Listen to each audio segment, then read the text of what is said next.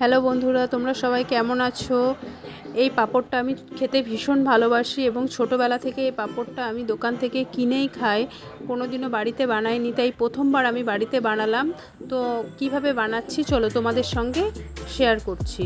তো আমি এখানে 1 কাপ মতো সাবু নিয়েছি। সাবুটা নিয়ে আমি খুব ভালো করে সাবুটাকে 2 থেকে 3 বার জল দিয়ে ধুয়ে নেব।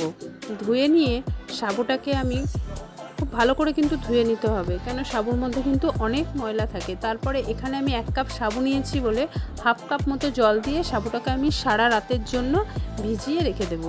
তো সারা রাত আমার সাবুটা ভিজেছে। ভেজার পর দেখো ঠিক সাবুটা এই অবস্থায় হয়েছে। সাবুটা কিন্তু একদম ঝরঝরে, কিন্তু সাবুটা নরম হয়ে গেছে। তো সাবুটা আমার একদম রেডি হয়ে গেছে। তো চলো পরের স্টেপে যাই, কিভাবে আমি পাঁপড়টা বানাই তোমাদের সঙ্গে সেটাই শেয়ার করব। তো আমি এখানে সাবুর সঙ্গে একটু সন্দক লবণ ব্যবহার করছি, কেন পাঁপড়ের মধ্যে একটু নুন না থাকলে কিন্তু ভালো লাগে না। সন্দক লবণটা আমি এই কারণেই দিচ্ছি, কেন তাহলে কোনো আমরা উপোসের দিনে এটা আমরা খেতে পারবো। তাই জন্য আমি এখানে সন্দক লবণ দিয়ে খুব ভালো করে সাবুটার সাথে মাখিয়ে নিচ্ছি। তো আমার মাখানো কমপ্লিট।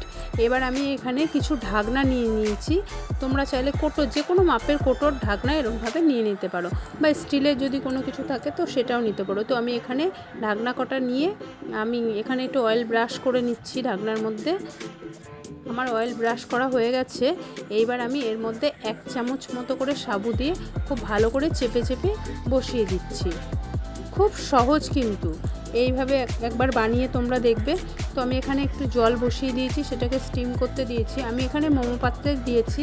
তো যদি কারোর বাড়িতে মোমো পাত্র না থাকে কোনো অসুবিধা নেই, কড়াইয়ে বা গামলার মধ্যে জল দিয়ে একটা স্ট্যান্ড দিয়ে একটা ফুটো ফুটো থালা বা নেটের ওপর এইভাবে বসিয়ে দিলেও কিন্তু পাঁপড়টা তৈরি হয়ে যাবে। তো জলটা যখন আমার স্টিম হয়ে গেছে, জাস্ট আমি 2 মিনিটের জন্য, মানে 2 মিনিটও না, মানে কী বলবো, 1-2 মিনিটের জন্য জাস্ট একটুখানি আমি এটাকে ওয়েট করতে দেবো। এবার এটাকে স্টিমটা হয়ে গেলে এবার আমি এদিকে, যেহেতু আমার ঢাকনা খুব বেশি ছিল না, তো আমি এখানে ইডলি পাত্রর মধ্যে করে দেখলাম, না ইডলি পাত্রর মধ্যে বেস্ট খুব সুন্দর জিনিসটা হয়েছে। তো যদি তোমাদের কাছে ঢাকনা থাকে তো এরকমভাবে তোমরা ঢাকনাতেও করতে পারো, নাহলে স্টিলের যাতে খুশি তোমাদের একটা পরিমাণ মতো মাপ দিয়ে তোমরা এইভাবে পাঁপড়টা বানাতে পারো। দেখো ঠিক জাস্ট এইভাবে যখন স্টিম হয়ে যাবে, তোমরা এই পাঁপড়টাকে এবার গ্যাসটা ওখান থেকে মানে তুলে নেবে, গ্যাস থেকে তুলে নেবে। তুলে নিয়ে দেখো খুব একটা থালা নিয়ে নেবে স্টিলের। তোমরা এটাকে প্লাস্টিকের উপরও দিতে পারো। তো আমার অল্প পাঁপড় ছিল, আমি খুব অল্প সাবুতে সেদিন করেছিলাম, 100 গ্রাম সাবু ছিল। তো আমি থালাটার মধ্যে ভালো করে অয়েল ব্রাশ করে নিচ্ছি। করে নিয়ে এই যে ঢাকনাটা দিয়ে একটু, প্রথমটা বুঝতে পারিনি বলে একটু জোরে বাড়ি মেরেছি, কিন্তু জোরে বাড়ি মারার কোনো দরকার নেই। জাস্ট হাতে করে নিয়ে একটু আলতোভাবে বাড়ি মারলেই পাঁপড়গুলো থালার মধ্যে পড়ে যাচ্ছে। প্রথমবার বানালে যেটা হয়, কোনো অভিজ্ঞতা ছিল না, অভিজ্ঞতা ছাড়াই প্রথমবার এইভাবে আমি পাঁপড় বানালাম। তো পাঁপড়গুলো আমার দারুণ হয়েছিল। এবার পাঁপড়গুলো আমার সমস্ত বানানো এখানে কমপ্লিট হয়ে গেছে। বানানোর পরে এটাকে আমি খুব কড়া রোদে দিয়ে দেবো। এখন কিন্তু রোদের একদম অভাব নেই, 45-46 ডিগ্রি এখন চলছে। তো আমি সারা 2 দিন মতো এখানে রোদে দিয়ে দিলাম।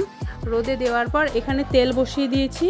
তেল বসিয়ে দিয়ে এবার আমি স্টিম আছে এটাকে, পাঁপড়টাকে খুব ভালো করে আমি এখানে ভেজে নেব। দেখো পাঁপড়গুলো কিন্তু আমার খুব সুন্দর বড় বড় এবং ফুলে উঠেছে।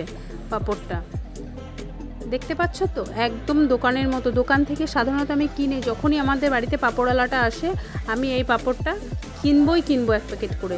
তো আমি দেখলাম যখন কিনে খেতে পারি, একবার বাড়িতে বানিয়ে দেখি কেমন হয়। তো বাড়িতে এইভাবে বানালাম। পাঁপড়গুলো দারুণ হয়েছিল, সবার খুব ভালো লেগেছে। তো 1 থালা পাঁপড় আমি দুপুরবেলা এখানে ভেজে নিলাম। ভেজে নিয়ে দেখো তোমরাও দেখতে পাচ্ছ কত ছোট ছোট পাঁপড় আমি এখানে তেলের মধ্যে দিচ্ছি, এবং এটা কত বড় হয়ে যাচ্ছে। তো তোমরা বাড়িতে এইভাবে বানাবে, খেতে খুব সহজ, কোনো খাটনি নেই, কিন্তু অন্যান্য পাঁপড়ের থেকে কিন্তু কোনো খাটনি নেই। তো পাঁপড়গুলো আমার একদম ভাজা হয়ে গেছে, খেতেও দারুণ টেস্টি হয়েছিল। অবশ্যই একবার এইভাবে ট্রাই করে দেখো, ভালো লাগবে। আর যদি তোমাদের এইভাবে ভালো লাগে তো আমাকে একটা কমেন্ট করে জানিও, ভিডিওটা লাইক কমেন্ট শেয়ার করে দিও। টাটা।